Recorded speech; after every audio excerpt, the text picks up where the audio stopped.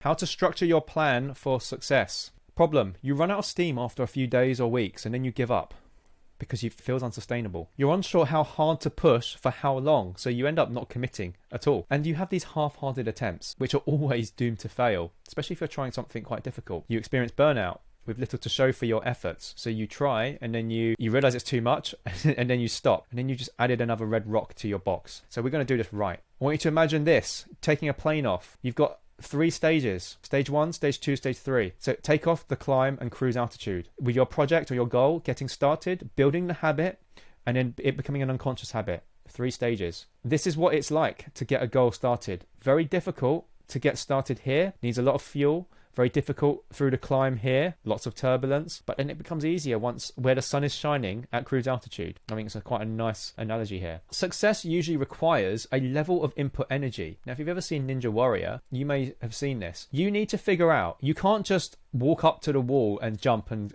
make it. You need to give a really, really good attempt. And, you know, these people are ready to receive you on the other side. You need to coordinate because you don't want to waste your attempts. Now, this is what we're focusing on. I see so many times people make attempts where they could have made it work. They just did not approach it the right way. It would be like starting at the right next to the wall and not taking a running jump at it. Many fail when they were on the verge of success. They were so close, but they just didn't stick long enough when it was just about to work, or they started to feel fear when they got into the clouds. When we know in this scenario, the clouds are a good sign. They're a sign that you're nearly there. What happens is every time you fail and you crash, you add one more of these experiences, these red rocks into the box. So you can't afford to keep doing that because that will make your belief even stronger in a negative direction.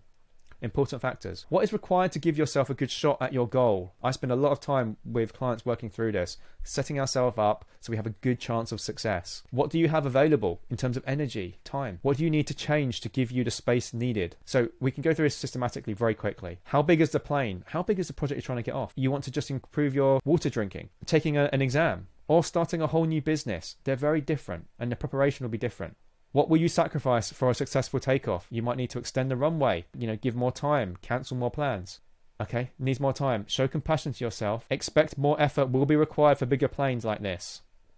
The climb. What obstacles will you encounter? You'll probably need energy to spare during this phase. You will encounter curveballs. You'll have questions that you need to answer. To avoid unnecessary failure, there are always reasons to question.